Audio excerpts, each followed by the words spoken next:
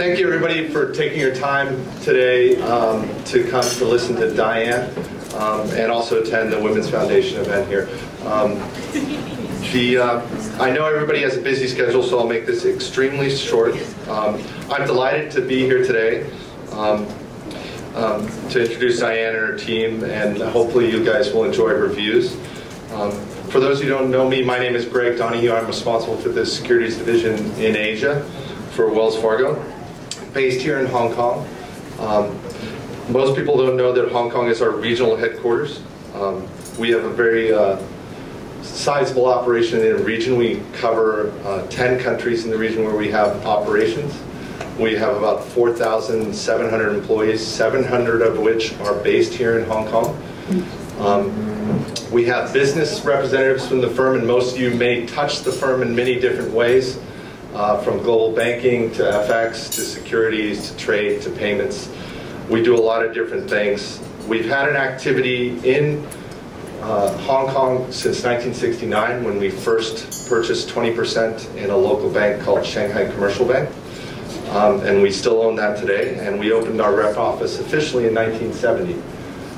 So we're delighted to be here. We're also, from a Wells Fargo vision and values point of view, we're delighted that the Women's Foundation is given us this opportunity to help host Diane here today to make this presentation. The Women's Foundation clearly has been a leader in women's issues. I've started women's issues early in my life, growing up in a family with 4 older sisters.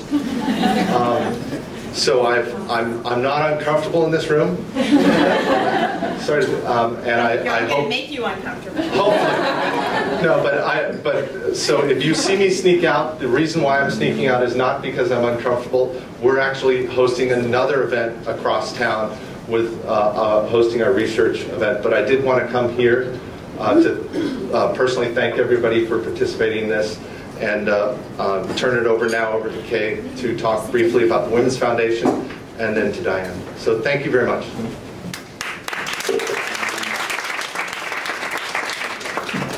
Thanks very much.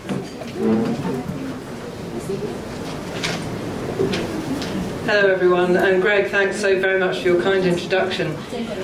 Greg is also super special, not just because he grew up in a house full of women, but his very own wife, Christina Gore, is on the board of the Women's Foundation. We're very grateful to her and to Greg for helping basically not put today together. That's a bit of an undersell there, but definitely help make this happen today. It's wonderful. Thank you very much indeed. My name is Kay McArdle. I'm the board chair of the Women's Foundation. And for those of you who are not familiar with the Women's Foundation, we are one of Hong Kong's leading non-profit organisations focusing on improving the lives and future lives of Hong Kong's women and girls. We're research-based, and we operate on a cyclical basis, so that what we do, I mean, it really is a circle, which I always think is quite nice to draw as I try and remind myself of what I need to say next. We start off with research, and this is going to sound very familiar to many of you who may work in research-based organisations, particularly in the financial services industry. You do the research, you identify the gap, you prioritise which gap you're going to try and fix, you identify your fixes, you measure whether your fix is fixed or didn't, or have any more gaps, and then the cycle begins again. So what we're doing in many respects is applying what I hope to you is a very familiar, logical, tried and tested approach to our research, which then enables us to focus on our 3 key areas at the Women's Foundation. The first is combating gender stereotyping. I have 3 boys. They all have pink shirts and purple and black and blue, and one even has a pink pair of glasses. We really try and make sure that they are broad-minded when it comes to even the most simple things. We promote female leadership, and that's partly what today is about, and it's wonderful to see all of you here, so thank you for coming. And then also, as critical, particularly in Hong Kong, is we aim to empower women in poverty. And for many of us who perhaps commute from our apartment to a club, to a lunch maybe, to the office, to a kid's school, I myself found it quite shocking when I found out that 1 in 7 people in Hong Kong lives at or below the global poverty line. So that's really quite horrendous. And then in terms of the Gini index, which is the gap, the coefficient between the greatest earners and the lowest earners, Hong Kong has one of the top 3 in the world. It's quite significant. So I mentioned research, and what I wanted to say was that we focus not just on internal research but also external research and collaboration. There's a strong thread at the foundation of making sure that if we collaborate across industries, with academics, with government, with other charities, that we're going to get to the best result. And for example, at the moment we're working with Civic Exchange, which is a public policy think tank, with the Hong Kong Council of Social Services, which is a non-profit, and we're working with 14 academics led by Chinese University of Hong Kong to commission, and actually we're almost at production stage, bilingual research on the status of women and girls, which will be available for free to everybody on our website. So this is a pretty big piece of work that we're working on at the moment, and that should be out in the early part of next year. But we also know from this research that we have a couple of gaps in Hong Kong, and we need more research in relation to the status of women and girls. But then there is currently only a very, very small talent pool of people who can then join the dots to get from the piece I mentioned, that research, into the, well, here's the gap, this is the most important one, and influence policy and decision makers across the board. And so what we've done as an organisation is we decided to launch a scholarship program to ensure that there is a future generation of people who can understand and implement and advocate policy and procedural and social change. And we've launched a scholarship program in conjunction with Cambridge University. I'm going to have to read this off because I'm not very good at this sort of detail, just bear with me. And so they have a unique multidisciplinary MPhil in gender studies, and that pulls on 23 departments across the university. So that's going to range from economics through to gender matters, through to public policy making, international relations, and really understanding the economics and the whys of how the world works. And what we're going to do is we are going to send at least one student a year for the 3-year program from Hong Kong. The student can be male or female, it doesn't matter. And our great hope is that they will then come back to Hong Kong to raise the bar for gender research and gender studies. So forgive me for doing this, but there are pledge forms on your table, don't all rush. But if you do feel moved to donate a small amount, we'd be incredibly grateful, and I know the students would be in particular. I want to thank Greg, Christina and Diane in particular for making today happen, to all of you for coming. Thank you so much.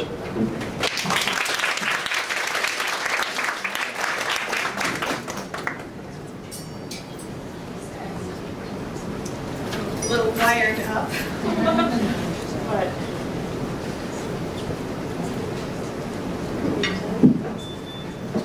so first and foremost, I want to thank this. See, I don't want to be in stereo. Can you, if you shut this off, can you hear me? Yeah? Okay. So I want to thank the Women's Foundation for inviting me to this luncheon. And I must say, as I look around the room, I'm just gratified to see so many senior women. Am I on? Okay. Well, let me begin with a short story. And I'm a little jet lagged, and I'm not good at telling jokes anyway, so I'm going to read it so that I don't screw it up. So a husband and wife in their early 60s were celebrating their 40th wedding anniversary in a romantic little restaurant. Suddenly, a beautiful fairy godmother appeared at the table. For being such an exemplary and loving married couple for all of these years, she told them, I will grant you one wish. The wife answered, oh, I want to travel the world with my darling husband. Is there an echo in here? Maybe we could just shut this off. So the wife said, I want to travel the world with my darling husband. The fairy waved her magic wand, Oh, see, I could. You're so smart. You're ruining my joke. The fairy waved her magic wand, and poof, 2 tickets for the Queen Mary appeared in the wife's hand. The husband thought for a moment and then said, well, this is all very romantic, but an opportunity like this will never come again.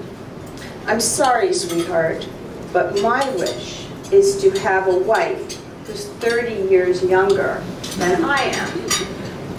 The wife and the fairy were deeply disappointed. But a wish is a wish. So the fairy waved her magic wand and poof, the husband became 92 years old.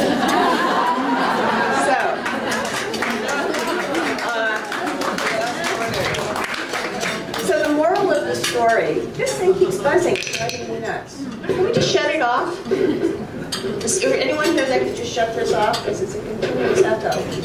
Let's see if it's off. See if they can just shut it off. So the moral of the story is men should remember that fairy godmothers are female. And I love telling the story because it speaks to the importance, and this really is my main point, it speaks to the importance of women supporting one another. Okay? To quote former Secretary of State Madeleine Albright, there is a special place in hell for women who don't help other women.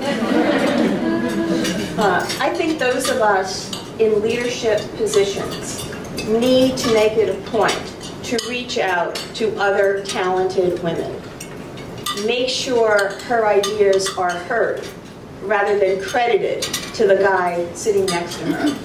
And most importantly, use our creativity to try to repackage the workload, especially for women with young families, so that they don't have to choose between family, career, or just total exhaustion.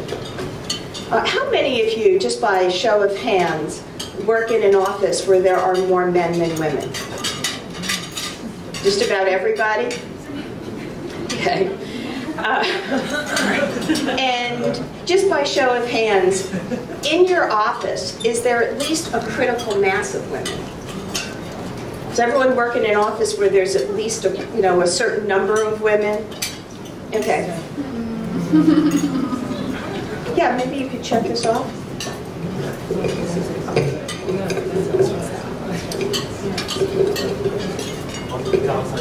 No pressure.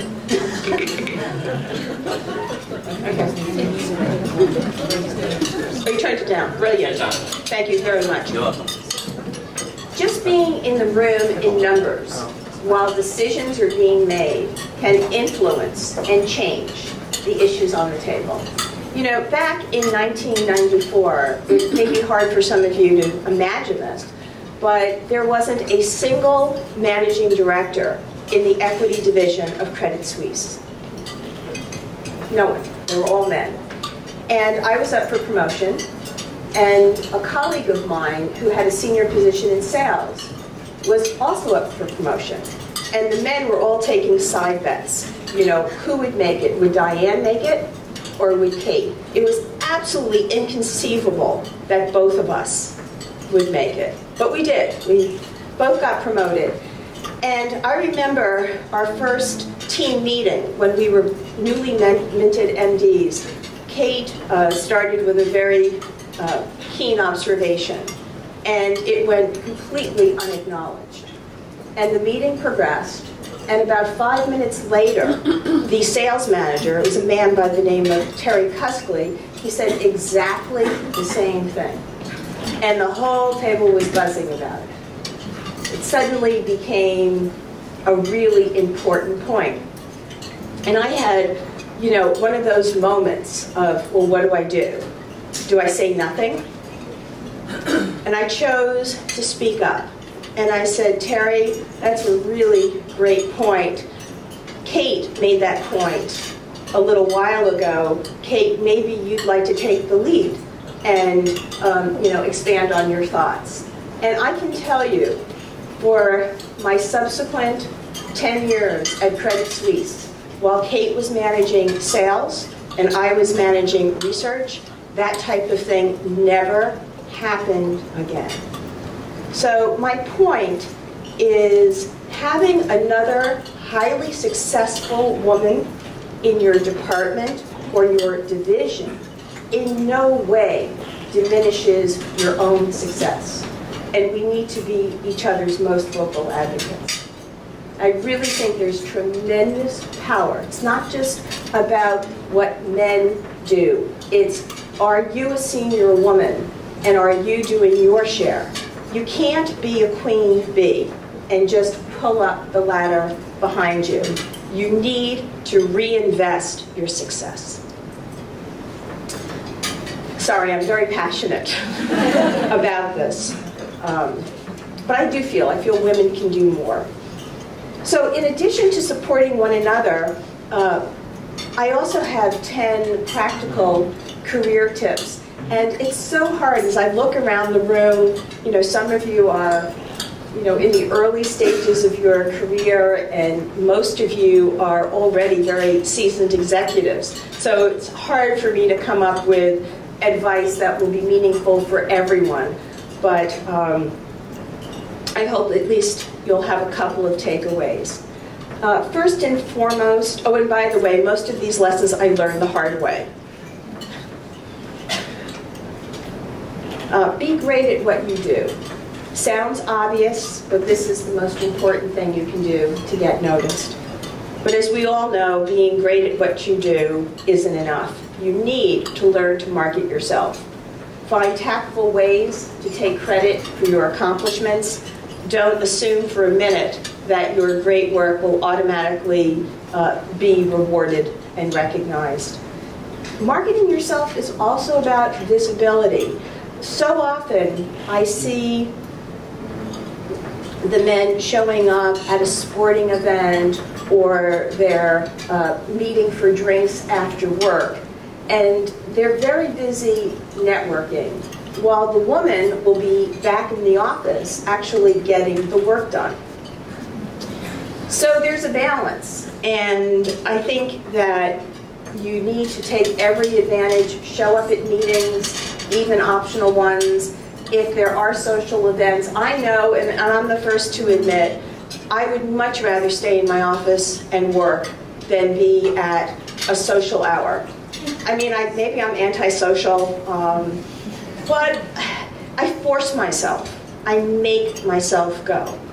And usually I have a good time. And usually I meet at least one person that becomes important to me, either personally or professionally. But I almost have to let that inner voice say, Diane, you've got to go. And I don't always do it, but I try. Network. Reach out to groups within your company that are outside your line of business. Learn what they do and how you can help them be more successful. People are always self-interested. So if you can, if you're in a business like research and there's a division that's not familiar with your product and you can make them look smarter,